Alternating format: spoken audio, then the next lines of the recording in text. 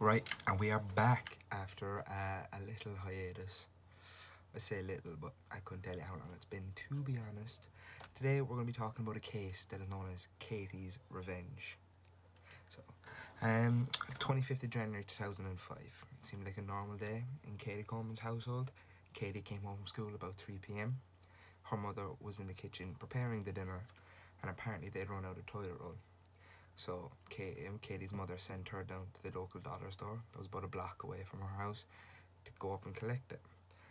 Despite Katie only being 10 years old, she'd done this trip many times, so the mother had no fear in regards of her safety or well-being. The worker who worked at the store confirmed that Katie was there. She even helped her count out the change that she needed to pay for the toilet roll. And then after that, she went to the bank next door because they gave out free lollipops to children, so she went in and collected one of them. On her way home, she walked past the railway and she witnessed a neighbour's dog get hit by a train on the tracks. So Katie went to tell the neighbour about the dog and what happened, and she was actually the last person to see Katie alive. So Katie left about 3:30 from her house, and when it came close to 6 o'clock, Katie's mum began to get concerned because she hadn't heard from her and she hadn't come home, so she rang the police. The police arrived. They set out with sniffer dogs at about 7:30, and the sniffer dogs took her obviously straight to the railway track. But the neighbours confirmed that's useless. We know she was there, and so that kind of let everything go cold for a bit. After about a week, multiple witnesses came forward saying they knew who took Katie, as they saw her in a van with a man who was not local to the town. No one knew him. He was described as 5'8", 18 to 20 years old, dark hair, and very pale white man. The parents issued a statement after hearing this, saying that if whoever had her brought her home safe, there would be no legal action, there would be no punishment. They just wanted their child home.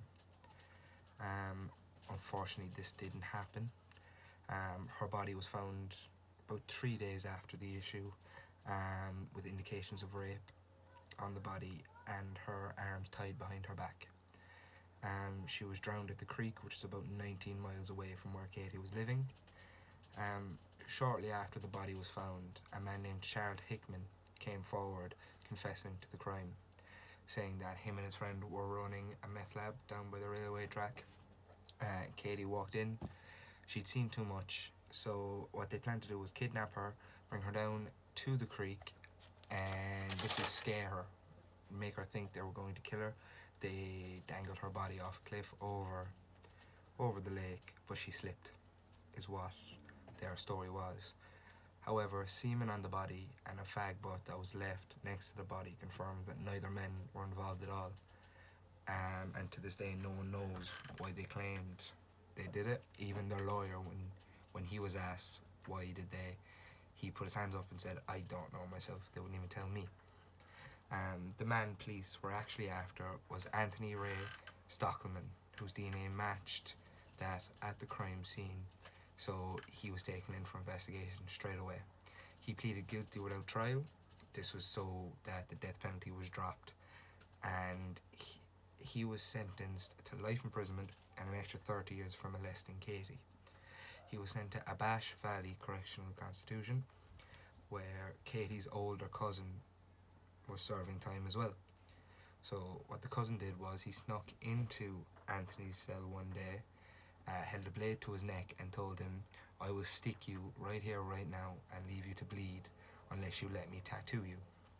So he agreed he'd let him tattoo him. So he took the string from a guitar, used it as a needle, and tattooed the words "Katie's Revenge" on the man's forehead. The cousin was given an extra 7 years onto his sentence and was due for parole in March 2019. So yeah, a bit of a weird one, bit of a different one. Obviously tragic, but a lot of twists and turns. Let me know what you think. Let me know if there's any cases you've heard of that you want me to cover. Thanks for watching. Please like, please share. I'll see you soon, hopefully.